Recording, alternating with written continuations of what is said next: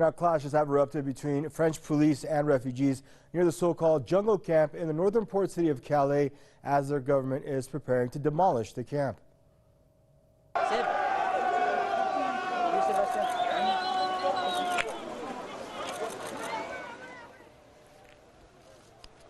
Police used tear gas against asylum seekers who were throwing stones.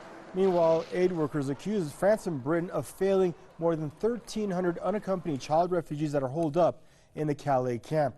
Charities operating there said that two countries are very slowly processing the papers of children that are fleeing war-torn countries. And most refugees at the camp want to get over to Britain, but under the French plan, they will be relocated to centers across the country. Now joining us out of Bristol is Mr. Tony Gosling, investigative journalist. Hello, Mr. Gosling, and thanks for joining us here one more time on the program. Now, Mr. Gosling, these refugees are trying to cross this channel to get over to the UK. Britain has been slammed for not taking in its share of refugees, agreeing to somewhere around 5,500 by the end of this year and 20,000 over a total of 5 years.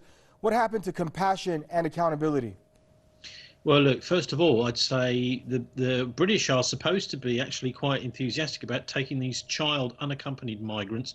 I don't think Britain is actually fit to do that at the moment. We've got child sexual abuse going on in our care homes, some of them, and a historical abuse inquiry going on in London, which has been basically sabotaged from the top by the Home Office because they're trying to provide staff for this inquiry who are actually suspect themselves.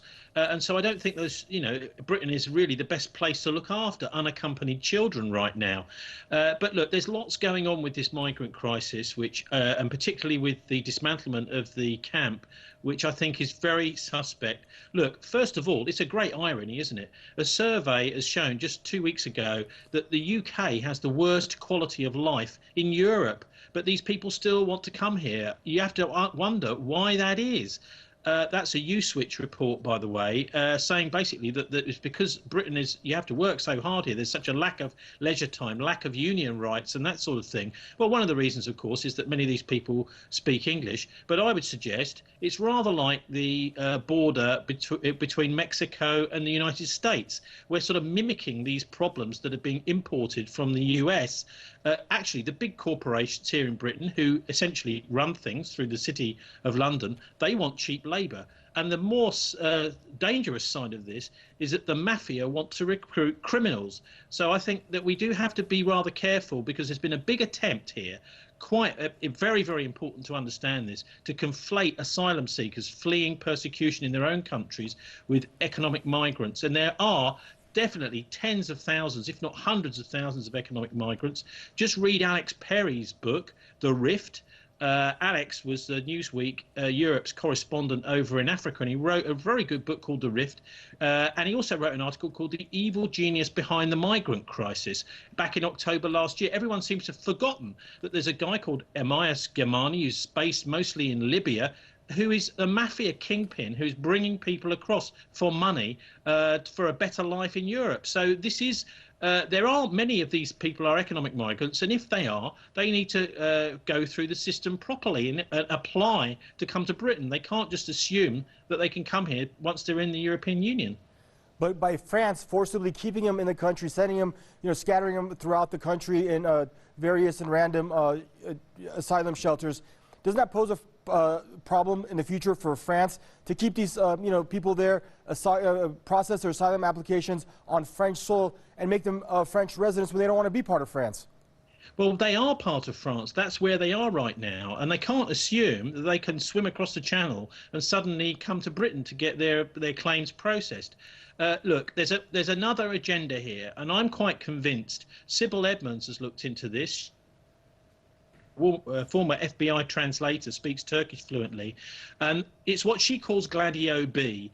Gladio, the original version, was from the 1970s and 1980s, and it was a NATO operation to kill people across Europe, mostly in Italy, Belgium and Germany, and also in Switzerland. And there were government inquiries into this that proved that fascists employed by NATO had been carrying out terrorist acts across Europe in an attempt to smear the Soviet Union, to blame these attacks on the Soviet Union.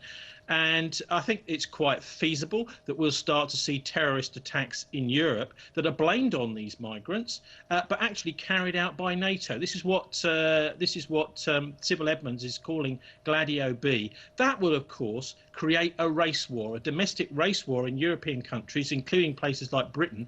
And what we're seeing, of course, brewing up in an equivalent fashion in parallel is this major war abroad, with the potential to flare up in the Middle East between Russia and the United States. So we're dealing, I think, with a criminal elite here in the West who are intending to take our minds off the financial crimes of 2008 and since then, and the child abuse scandals which are being covered up, with a war abroad and a race war at home. And so we do have to deal with these economic migrants and asylum seekers in the most responsible fashion possible. And that includes not assuming that because they're in a camp in Calais that they can claim asylum and become migrants here in Britain too.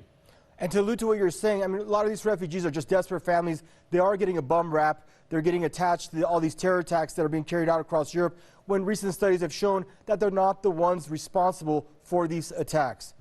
Very good point. But also, I'd say there are tens of thousands of homeless people here in Britain, but they're not getting the press coverage. What we're seeing is some people who are under specific pressure, but it's an equivalent really to what's been going on in Mexico, with many Mexican people trying to get into the United States.